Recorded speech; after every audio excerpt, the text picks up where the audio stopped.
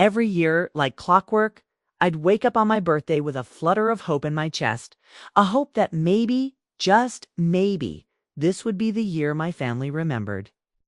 I'd check my phone first thing, scrolling through messages, waiting for that familiar ping. But the silence always greeted me first, heavy and unyielding. It's strange how you can feel invisible in a house full of people who claim to love you. My mother would bustle around the kitchen, humming to herself, my father buried in his newspaper, my siblings chattering about their own plans. Not a single glance in my direction, not a single happy birthday. It was as if the day meant nothing at all. I used to drop hints, subtle reminders, hopeful smiles, even baking my own cake once, thinking someone would catch on. But year after year, the disappointment settled deeper, carving out a hollow space inside me. I'd watch as they celebrated each other's milestones with laughter and gifts, while my own special day slipped by unnoticed, like a shadow in the corner of the room. The pain was sharp, but I learned to swallow it, to pretend it didn't matter. But this year, something shifted. I decided I wouldn't say a word. No reminders, no hopeful glances, no desperate attempts to be seen. Instead, I made a silent promise to myself. If my family couldn't celebrate me, I would. What they didn't know was that I had a secret plan, one that would change everything. And as I watched them go about their day, oblivious as ever, I realized they had no idea what was coming. Growing up in my family felt like living in the background of someone else's story. My parents, both strong-willed and ambitious, had always been the center of attention.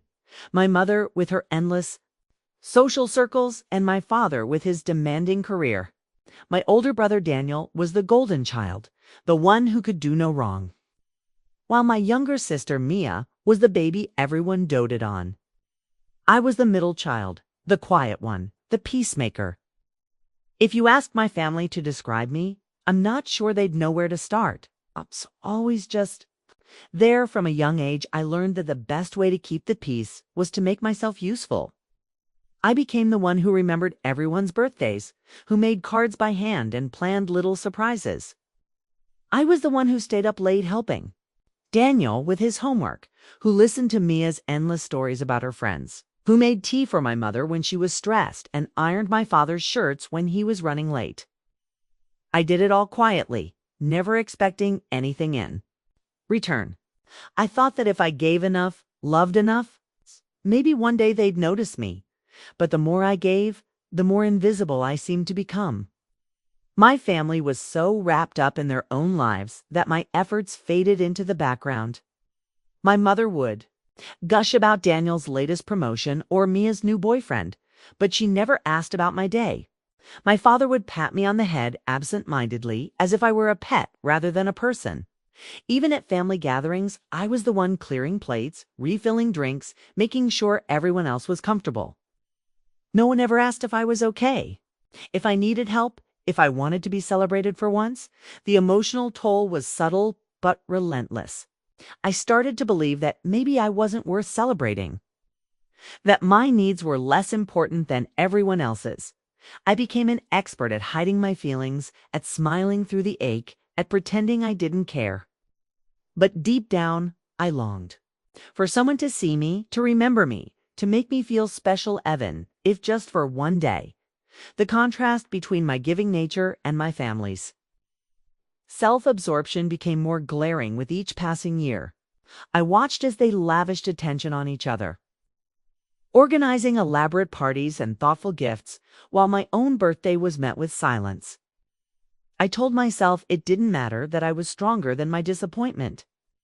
But the truth was, every forgotten birthday chipped away at my sense of self-worth, leaving me feeling smaller and more invisible with each passing year. Still, I kept giving. I kept hoping. I kept waiting for the day when someone would finally see me.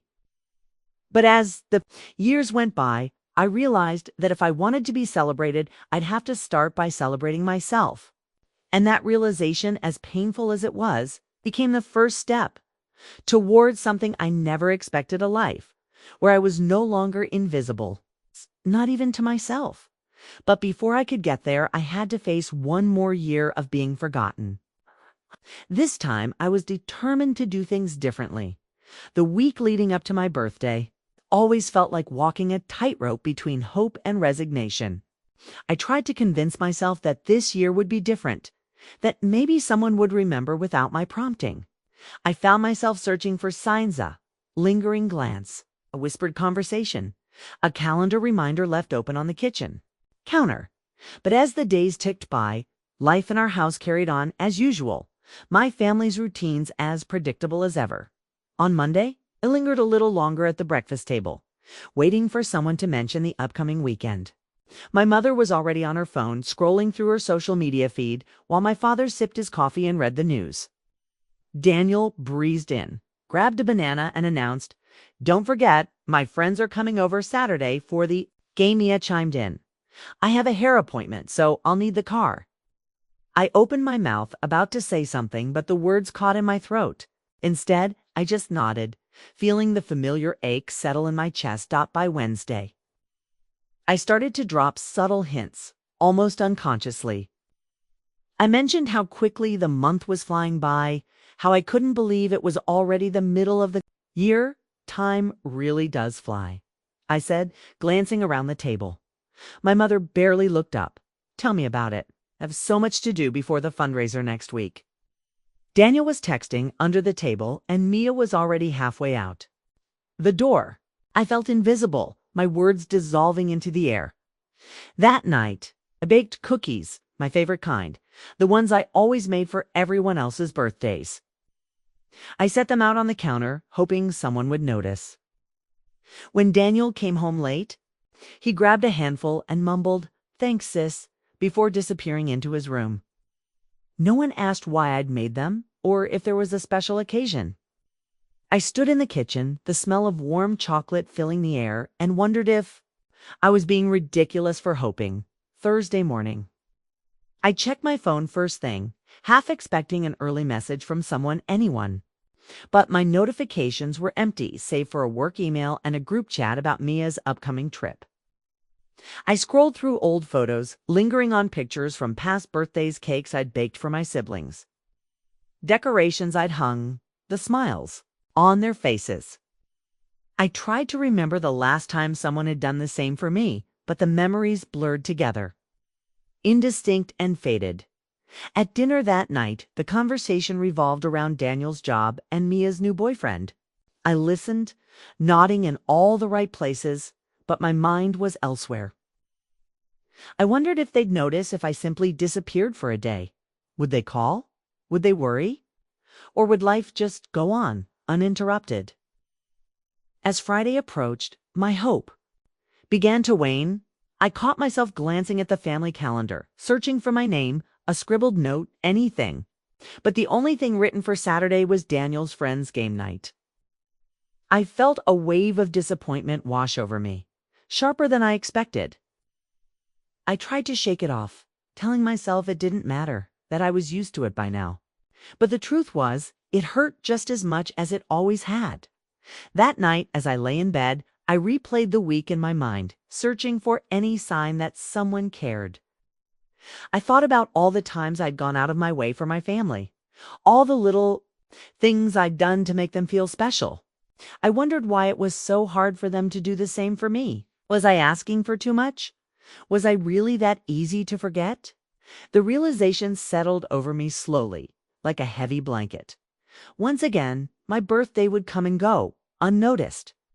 But this year, instead of letting the disappointment consume me, I felt something else stirring inside, a quiet resolve, a determination to do something different. If my family couldn't remember me, I would remember myself. And as I drifted off to sleep, I knew that tomorrow would finally put my secret plan into motion. Asterisk, what I didn't know was just how much that decision would change everything. The morning of my birthday arrived with a quiet stillness, the kind that makes you feel both invisible and strangely free. I woke up before anyone else, sunlight filtering through my curtains, painting golden stripes across my bed.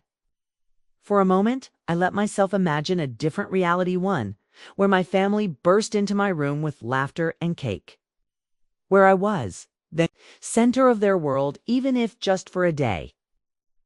But as the house remained silent, I let that fantasy drift away, replaced by a calm acceptance I hadn't felt before. I moved through my morning routine in a kind of trance, making coffee, feeding the cat, listening to the familiar sounds of my family waking up. My mother's footsteps padded down the hallway, followed by the clatter of dishes in the kitchen. My father's voice echoed from his study, already on a work call. Daniel and Mia argued over the bathroom, their voices rising and falling in. The same old rhythm. No one knocked on my door. No one wished me happy birthday. It was just another day in their world. In the past, I would have tried to remind them, maybe by wearing a new dress, or mentioning plans with friends, or even just sighing a little louder than usual. I would have baked my own cake, set the table, and waited for someone to notice. But this year, I felt a strange sense of clarity. I realized that I was done asking for scraps of attention, done hoping for something that never came. I didn't want to beg to be seen anymore. Instead, I made myself a quiet breakfast and sat by the window, phone in hand. My heart pounded as I opened the email I'd saved for this very moment, the one from the Reel. A state agent confirming the villa I'd been dreaming about for years was finally available. I'd been saving for a long time, quietly tucking away bonuses and birthday money that never got spent, building a future for myself that no one else seemed to notice. I read the message again, my finger hovering over the reply button. I took a deep breath, feeling the weight of all the forgotten birthdays, all the invisible years, pressing down on me. And then, with a sense of liberation I'd never known, I typed out my response. I'd like to move forward with the purchase. Please let me know the next steps. My hands trembled as I hit send, but I felt lighter, as if I'd finally stepped out of the shadows and into my own life. The rest of the day passed in a blur. My family went about their routines, oblivious to the significance of the date. Daniel's friends arrived for game night, filling the house with laughter and noise. Mia left for her hair appointment, barely glancing in my direction. My parents retreated to their separate corners, lost in their own worlds. I watched it all unfold, feeling both detached and strangely empowered. I didn't say a word about my birthday. I didn't ask for cake or gifts or even a simple acknowledgement. Instead, I spent the afternoon on the phone with the real estate agent, finalizing details, arranging for the down payment, and scheduling a visit to the villa. Every step felt like reclaiming a piece of myself, like building a new foundation where I was the priority as the sun set and the house quieted down. I sat alone in my room, a small smile playing on my lips. I thought about the villa's sunlit rooms, the garden I'd always wanted, the sense of peace I imagined filling every corner. For the first time in years, I felt genuinely excited about my future. Not because of what my family might do, but because of what I was doing for myself. I knew there would be consequences. I knew my family would eventually find out, and that their reactions would be a mix of shock, confusion, and maybe even anger. But for now, I let myself savor the secret, the knowledge that I had finally chosen myself. And as I drifted off to sleep that night, I couldn't help but wonder, how would they react when they realized what I'd done? Would they finally see me, or would I remain invisible in their eyes? The answer, I knew, was coming sooner than any of us expected. The day after my birthday, the world looked the same, but I felt different. There was a quiet strength in my chest, a sense of peace I hadn't known before. I moved through the house with a new kind of confidence, no longer searching for validation in the faces of my family. They, of course, remained blissfully unaware.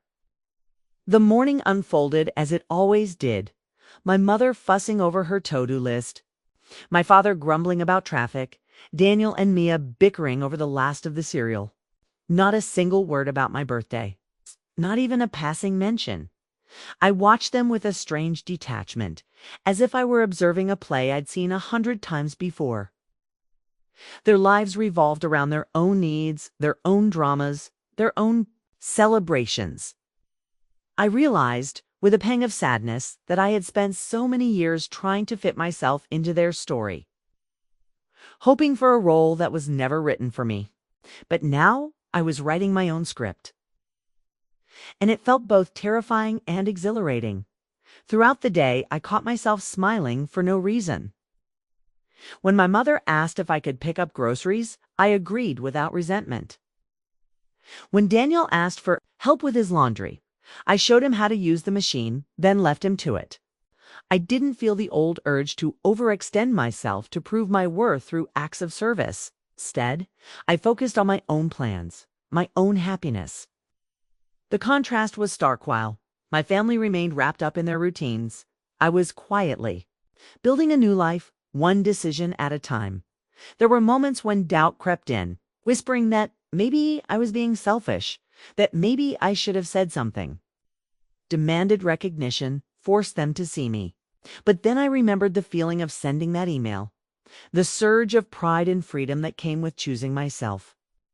I reminded myself that I wasn't punishing anyone. I was simply stepping out of the shadows and into the light. That evening, as I sat in my room reviewing documents for the villa, I heard laughter from the living room. Daniel and Mia were watching a movie, my parents chatting about their weekend plans. I felt a twinge of loneliness, a reminder of the family I'd always wanted but never quite had. But instead of letting it consume me, I let it pass, like a cloud drifting across the sun. I was learning to find comfort in my own company, to celebrate myself in ways my family never had. Later, Mia knocked on my door, her voice casual. "Hey, do you want to come watch the movie with us?" For a split second, I hesitated, tempted to say yes, to slip back into the familiar role of the accommodating sister, but I smiled and shook my head. "Thanks, but I have some things to take care of tonight." She shrugged and disappeared down the hall, unaware of the significance of my refusal. As the night wore on, I felt a growing sense of anticipation. The villa was no longer just a dream, it was becoming real, a tangible symbol of my independence. I imagined myself walking through its sunlit rooms, planting flowers in the garden, hosting friends who actually remembered my birthday.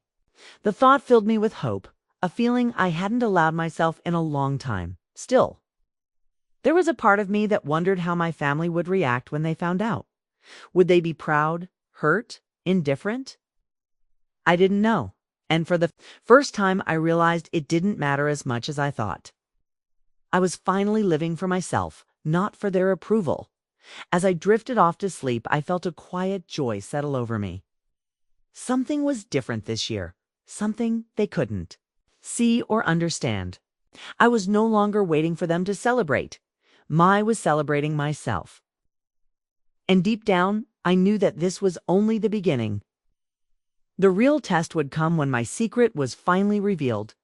It didn't take long for my secret to come to light. A week after my birthday, the villa purchase was finalized and I received the keys. I couldn't contain my excitement, so I posted a single, understated photo on social media, sun-drenched window overlooking a lush garden, captions simply, "New beginnings." I didn't tag anyone, didn't make a big announcement. But in our family, news traveled fast, especially when it was unexpected. That evening, as I walked through the front door, I was met with a wall of questions. My mother stood in the hallway, phone in hand, her eyes wide with disbelief. "What is this about a villa? Did you buy a house?" My father looked up from his laptop, frowning. Daniel and Mia hovered nearby, their faces a mix of confusion and curiosity. I took a deep breath, feeling the old urge to shrink away, to downplay my achievement. But I stood my ground. Yes, I bought a villa. I've been saving for years. I wanted something that was just mine. The room fell silent. My mother was the first to break it. "Why didn't you tell us? Why would you do something like this without talking to your family?" Her voice was sharp, but beneath it I heard something else, hurt, maybe even guilt. I met her gaze, my voice steady. "Because I needed to do something for myself. Every year I wait for you all to remember. My birthday to make me feel special. But it never happens. I realized I can't keep waiting for you to see me, so I decided to see myself. Daniel shifted uncomfortably. We didn't mean to forget. You know how busy things get? I nodded, but I didn't let him off the hook. I know you're all busy, but I'm busy too. I've spent years making sure everyone else felt loved and celebrated. I just wanted the same in return.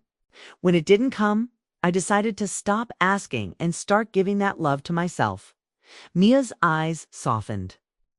You should have said something. I smiled a little sadly. I did, in my own ways. But I'm done begging for attention. I'm not angry, I just need something different now. I need boundaries. I need to put myself first. The room was heavy with silence, each of them processing my words. For the first time, I saw a flicker of understanding in their eyes, mixed with regret and surprise. I didn't know what would happen next. Things would change or if they'd slip back into old habits. But I felt lighter, stronger, finally free from the weight of unspoken expectations. As I turned to leave the room, I paused. I hope you'll come see the villa. I'd love to share it with you. But whether you do or not, I'm proud of myself. And that's enough. I could feel the shift in the air, the beginning of something new. For the first time, my story was truly my own. And I couldn't wait to see where it would lead. In the weeks that followed, the atmosphere in our family changed in subtle but undeniable ways.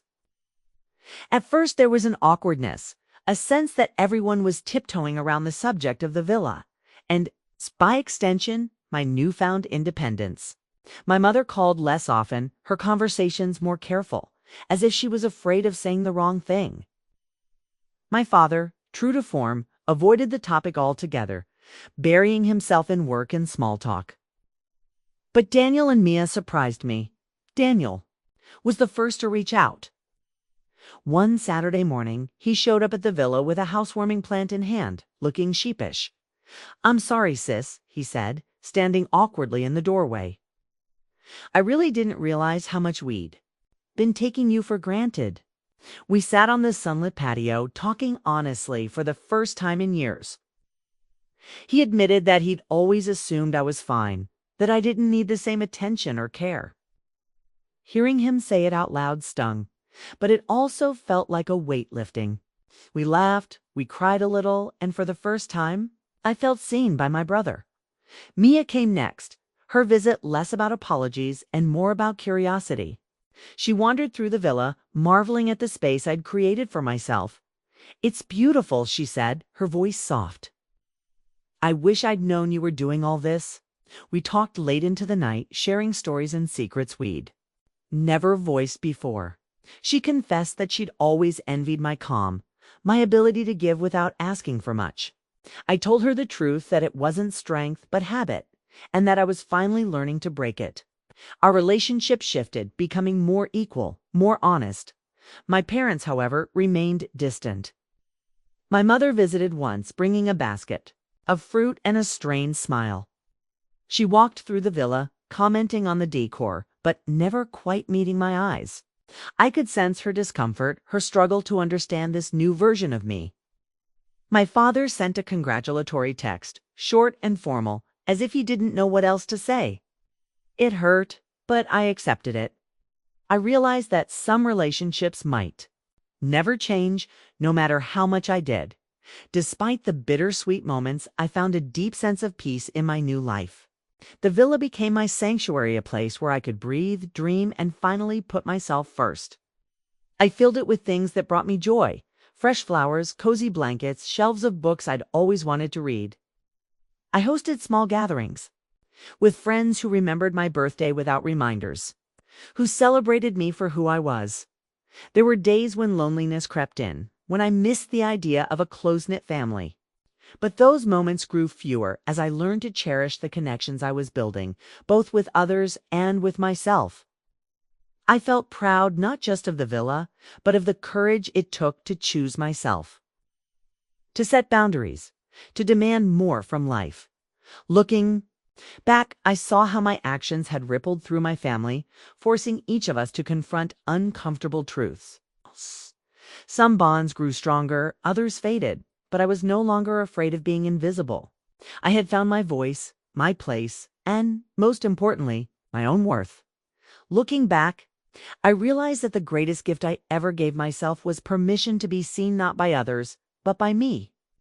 For so long, I measured my worth by the attention and seizing and affection I received from my family, believing that love had to be earned through sacrifice and silence.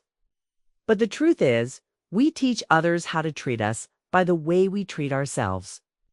The moment I stopped waiting for someone else to celebrate me and chose to honor myself instead, everything changed. It wasn't easy. There were moments of doubt, loneliness, and even guilt.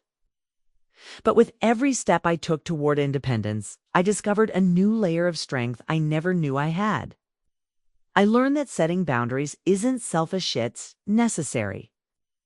That it's okay to outgrow old roles and expectations, even if it means some relationships will never be the same. Most importantly, I learned that my value doesn't depend on anyone's memory or approval. If you're listening to my story and see yourself in these words, I want you to know you're not alone.